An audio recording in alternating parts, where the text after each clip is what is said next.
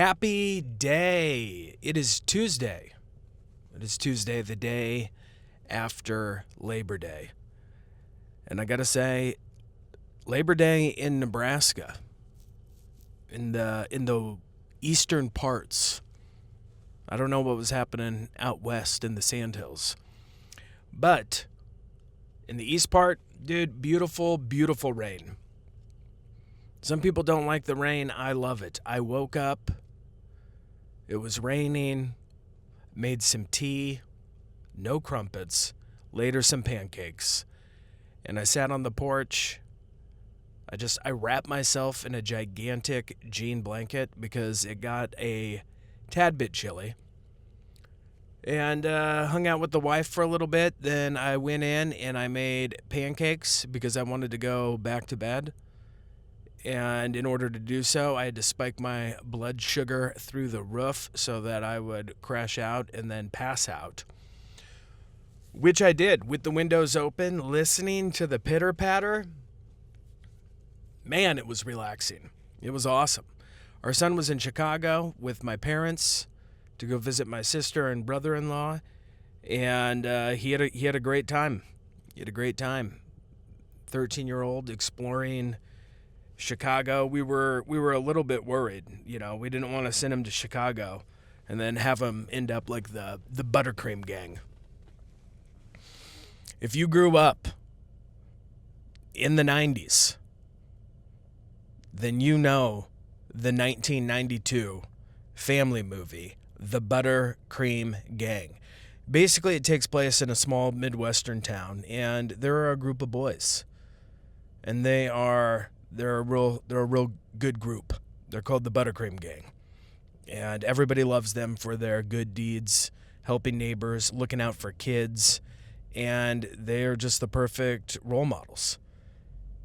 The main characters, there was Pete, Scott, I don't know, Laney, maybe he was the fat kid, I can't remember. There's always a fat kid. Poor guy. So then trouble begins, though, because Pete, one of the gang's leaders, moves to Chicago with his aunt, and there he falls in with the wrong crowd. He gets into trouble with gangs, crime, bad influences. Then he returns to the hometown, and instead of being the kind, responsible kid he was, he's rebellious, angry, starts a rival gang, and just starts destroying convenience stores, yelling racist things at Chinese people. I don't know if that last part is true. I feel like it might be, though. I can't really. And then, Pete, he destroys his old friendships. But the loyalty and forgiveness of the Buttercream Gang brings him back in. But anyways, damn, I just went down a river of buttercream right there. But yeah, he went to Chicago for 4 days, and I was like, he better not come back being initiated in a gang. I mean, only 54 people were shot in Chicago this last weekend. 9 people were killed. And, there are 8 million people in Chicago. So I'm starting to think about, are they good numbers? For the amount of people there are, does that seem like a pretty standard amount of people that should be shot, or is it just still way out of control? I don't know. I need someone to tell me. Because out of 8 million people, 54 being shot, it kind of just seems like, maybe those are good odds. Those are good odds. But he had the time of his life. He went there. I'm like, all right, you got to try the Chicago dog. You got to try the Italian beef sausage. You got to try the Chicago, pizza. And he did. He tried it all. Even had his first Big Mac on the way there. Yep, he's 13. Well, yep, we decided that to not feed him McDonald's his entire life. Some people are outraged by that. I have a friend like, you didn't let him eat McDonald's. I'm like, dude, why would I have him eat, my buddy feeds his kids chicken nuggets like their medicine to keep his kids alive. And it's like, no, dude, this is terrible food. When he gets older, he can, if he wants to try one, he can, and he did. And he said, he was like, yeah, it was pretty good, but, he's like, I could tell the buns were somewhat rubbery. I'm like, yeah, dude, they will never, ever expire.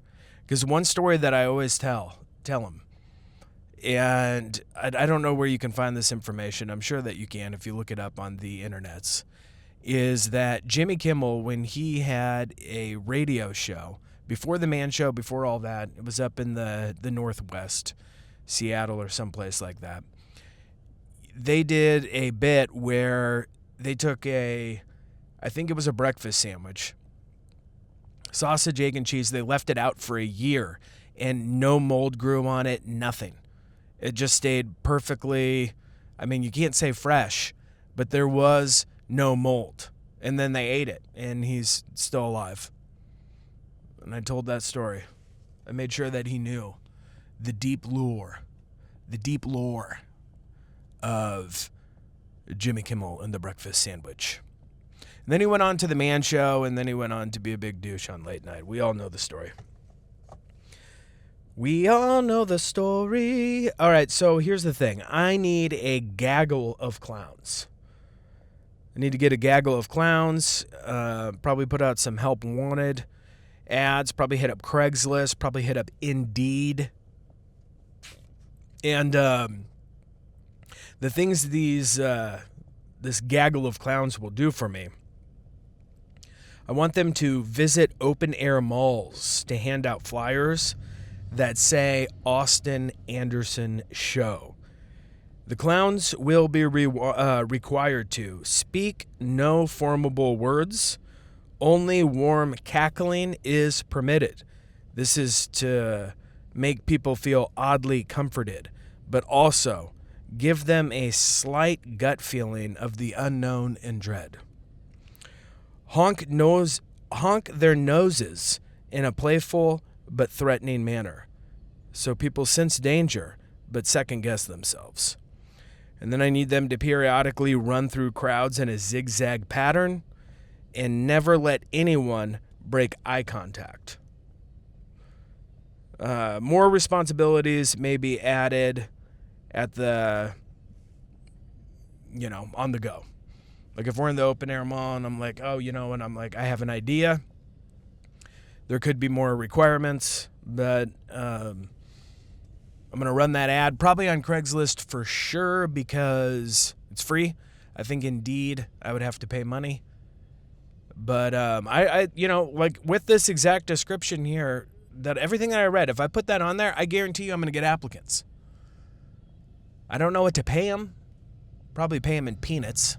They are clowns. So it's not like they need real money. Just give them peanuts to eat and trade with when they're on the road with their circus posse. That is just one of the headlines from this past weekend that I realized that I needed. Also, a very concerning note from my wife. We were working all weekend renovating a farmhouse, and then my wife goes, "You grunt a lot." And I'm like, "What are you talking about? I grunt a lot." Now she has blown up my mind. She goes, "It's no big deal. You're just at the age now where you grunt when you move your body." I'm like, "Dude, I'm 42 years old. I'm falling apart that fast. I can't move my arms, shoulders, bend down, stand up without grunting." And she's like, "No, not really." I'm like, "Not really." So now that she said this, I'm just paying attention to it all the time. And when I'm making little moves, I'm realizing like that. And then I'm like, stop it. And then I tell myself to stop. I can't even stop it. I'm on the path of grunts. I've entered the path of grunts, and I don't know how long the path goes. I don't know if it's something that I can break. Do I internalize the grunts? Do I hold the grunts deep within myself and don't let them come out in an audible form? That's what I'm trying to do. That's what I'm trying to muster. I'm not having any luck. I've noticed that I have done it. I do it a lot. So I mean, that is, if that just doesn't put a, I don't even know. How do you even feel about this? You're 42, now you're at the age where when you move your body, you grunt. What is the point of to keep going after this? Just, dude, I'll tell you one thing that I haven't done and I don't do, and I'm going to be really vigilant about keeping an eye on not doing this, is I don't grunt when I pee, thank God. You know, Sam Kinison had a great bit where he was peeing next to someone in the horse trough, which is just, it's the worst way to pee, man.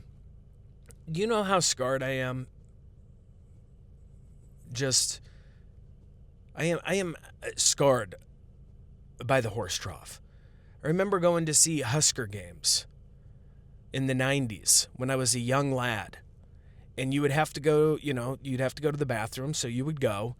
And it was just horse troughs with a bunch of dudes lined up, all the schlongs out. And then you're just a little guy. You're just a little kid.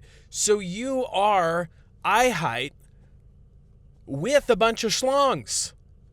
And you're just trying to pee in the horse trough, and then you're not even that tall, so like you're right at the opening of the trough, looking around, just nothing in your eyesight, but a bunch of just old schlongs. Hate the horse trough. Give us some damn privacy.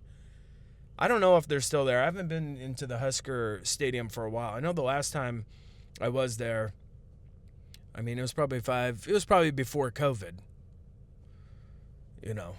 COVID BC, and I think the troughs were still there. They've spent a lot of money renovating. I mean, renovate some privacy. How about that? Renovate some privacy, and while you're at it, bring back the old logo. It's not racist. That's the stupidest thing ever. It's the OK sign. We can't let people just commandeer and take things that already exist and already have meaning. I mean, we gotta have some balls and be like, no, this means okay. Like Anyways, Sam Kinison, great joke. He talks about how being next to a guy who was moaning like, and I don't know. I'm paraphrasing this. And then he turns to about like how the Indians knew that when they had to pee, it was time to die. It'd be like, oh, pee-pee hurt, time to die. Time to go to great spirit in the sky, pee-pee hurt. And I don't do it justice right here explaining it, but it is damn funny. I suggest you find it, listen to it, laugh. If you don't laugh when you hear it, tickle yourself so you do. Because it is hilarious. So I'm not grunting when I pee. That right there would be tragic. That would be tragic. Dude, I saw an ad on YouTube, and I couldn't even believe my eyes. It was for Zyn nicotine pouches. And the commercial was the Zyn 10 Challenge. Try it for 10 days. That's right, a nicotine product is putting out a 10-day challenge. Dude, you do 10-day challenges of like not eating sugar, not eating processed foods, not consuming soda or pop, whatever it is that you call it from where you're from. You don't do it with nicotine. A 10-day nicotine challenge? Dude, that is like the optimal. Trust me, I know. It is the optimal amount of time to become horribly addicted to nicotine pouches. I know, because later in life here, just a few years ago, I was like, I'm going to smoke cigarettes for fun, because I've never been one to become addicted to nicotine. Here's the thing. If you didn't know, if you smoke enough cigarettes, you do become addicted to nicotine, which I did. So then I'm like, this is terrible. I got to quit this. But your body is just, it wants that sweet, sweet nicotine flowing through your blood at all times. That's what it demands from you. And so I was like, all right, I'm going to try these nicotine patches. And I tried on. I tried a Zyn once. Dude, I can't even handle that much nicotine, to be honest. I really can't. It makes me sick. Like the first time I ever chewed, when I was in high school, it was the worst thing that I've ever done to my body, probably. Everything was spinning. I had to lay down on a pool table. I vomited so many times. Terrible. So I was a little afraid of the pouches, but you could buy like the 2 milligram ones. And so I was like, this is it. Because I tried going like, stop smoking cigarettes, move to a Swisher Sweets or something, like a cigar. Yuck, gross. Not a fan. Too big and just ridiculous. And so I got these 2 milligram on pouches. And it was the perfect amount. It was the perfect amount to give you that little woo, yeah, ooh, yeah. You feel that? You know, whoo, whoo, whoo. Give you a little whoop, whip, beep, beep. Pop you up, you know? But here's the deal. Then your body wants it all the time. So then I just had like basically 2 milligram pouches of nicotine just mainlining through my gums into my bloodstream all day long. And then I had to quit that. And then I was like, I'm quitting this. And I did. Dude, for a week, my gums were pulsating like meow, meow, meow, just demanding that I put those nicotine pouches into my face. And I didn't do it. And the first, 3 to 4 days was just terrible. It was just like it was like, give me meow, meow. And I'm like, no, I won't do it. And I didn't do it. And I didn't break. And then after a week, that insane feeling of my gums demanding their sweet, sweet nicotine went away. And I got to tell you, like, I've quit a lot of things in my life that are bad for you. And you really got to go 90 days. You just got to make it 90 days. The first 30 days is rough. You're thinking about it all the time, whether it's alcohol, whether it's nicotine, whether it's, prescription medicine. I don't know. Heroin, not sure. Don't know how that feels. I'm sure it's similar, with the chance of death and all. Possibly dying and seizuring. But you got to go. 30 days, you're thinking about it all the time. Up to 60 days, it's kind of like an in and out of wanting your sweet, sweet addiction, whatever it may be. And then you kind of just, after the 60 days to 90 days, you're kind of, all that is past you of thinking about it and your body wanting what it's used to.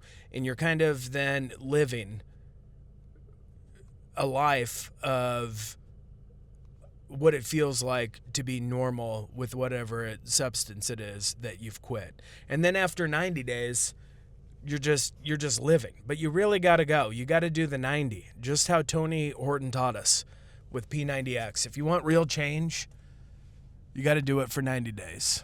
And that's my advice for you. You can do it. It sucks. It sucks so bad, but it's doable. You just have to fight it. And for that first week of whatever it is that you quit, you just know that, like, dude, if you gotta take a nap, if you gotta, tell your work that you're going to do, you have an appointment or something, you got to sleep in your car, you got to sleep under your desk for 20 minutes. You just got to fight through that week. Fight through that week, then fight to 30 days, then fight to 60 days, then fight to 90 days, and start living your life free of whatever it is.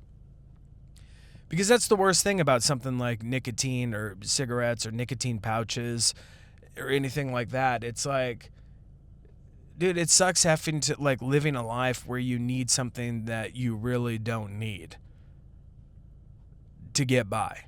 You know, like, to have to take it all the time to feel normal, to smoke all the time to have to feel normal, to take nicotine patches to feel normal, to have to drink every night in order to feel normal. Because you tie one off at the night, but then, you know, say you're a good boy and you don't drink all day long. But when you get off work, you know, then you're just thinking about 5 o'clock. You know, soon it's going to be 5 o'clock somewhere. You know, you're just trying to get through that day. And then 5 comes, boom, you're up. You feel good because you got the poison back into your body that your body craved. And then you got to repeat the cycle. It's just it's a shitty cycle to live. I don't think anyone really enjoys it, but you don't need it. Because after a while, after that 90 days and then into it, you don't think about it. Sometimes you'll see someone, I'm sure, doing whatever it is that you've quit, and then your mind's like, I could probably handle this. But don't do it. Don't do it. You're already living free, man. You're a free man. All right. That's enough of my addiction lecturing. So, as you can remember, as you should remember, at the beginning of this show today, I was talking about how it rained a lot. It rained all weekend. All weekend long. And so it stopped raining like in the middle of the afternoon yesterday.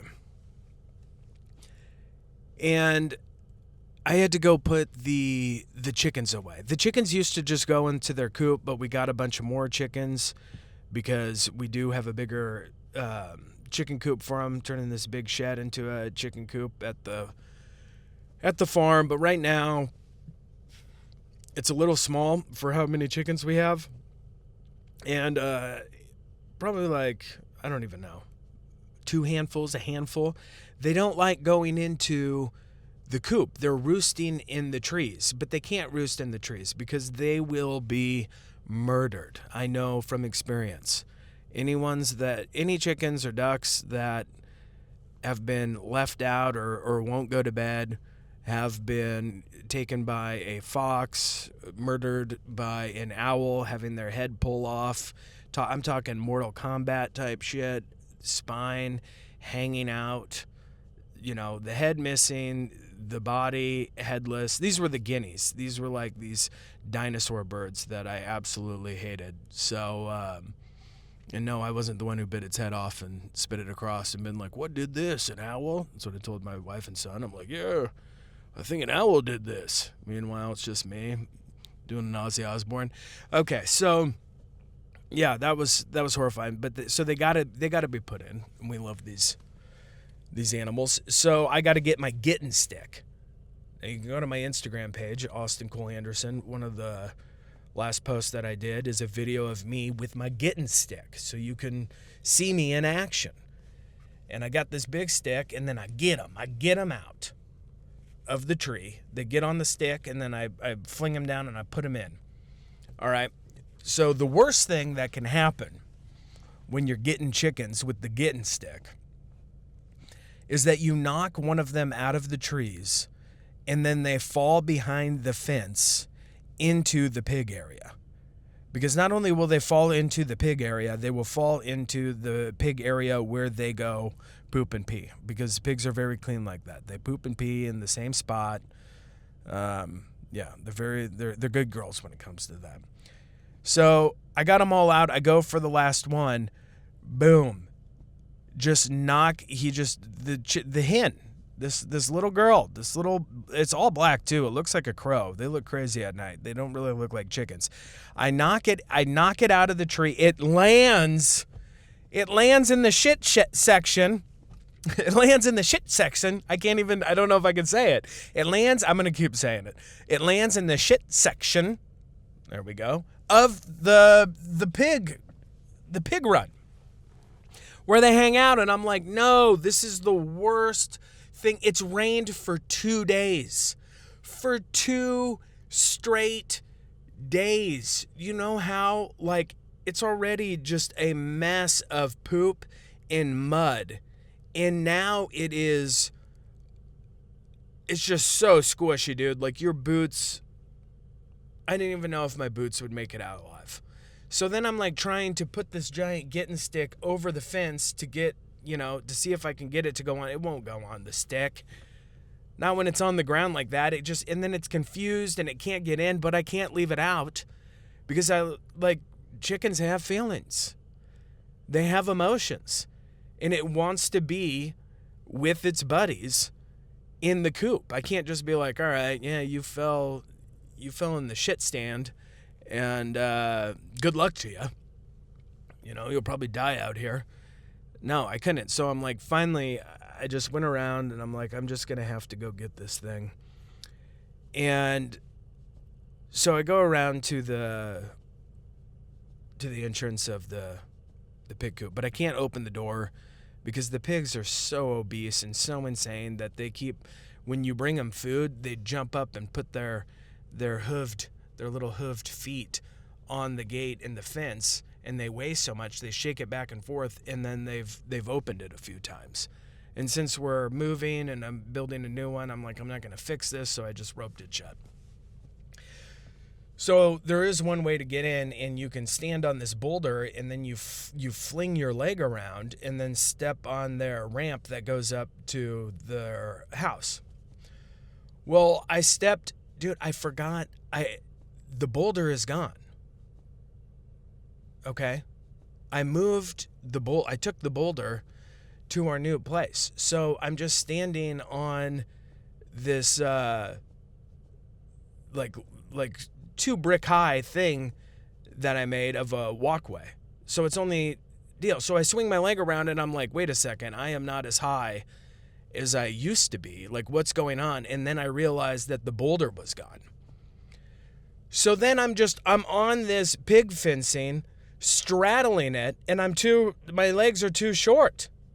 I'm 5'9", the perfect charismatic height, but there's a lot of disadvantages of that. And one of them is teetering